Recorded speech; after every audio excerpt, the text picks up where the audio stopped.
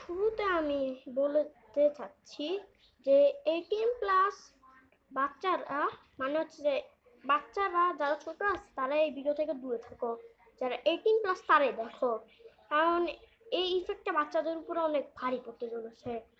তো রিসেন্টলি আমি কতগুলো খবর জানতে পারলাম যে আমি আপনাদেরকে কয়টা হচ্ছে বলবো আর কি, এমনি যেগুলো আমি শুনছি যে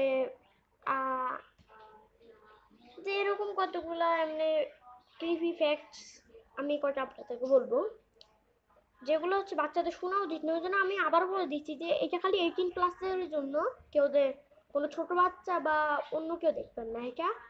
তো 1 নাম্বার হচ্ছে ফ্যাক্ট যে যদি রাতের বেলা আপনার ঘুম ভেঙে যায় তাইলে আপনাকে কেউ দেখছে, মানে কোন একটা স্পিরিট আপনার রুমে আছে যে হচ্ছে আপনাকে দেখতেছে।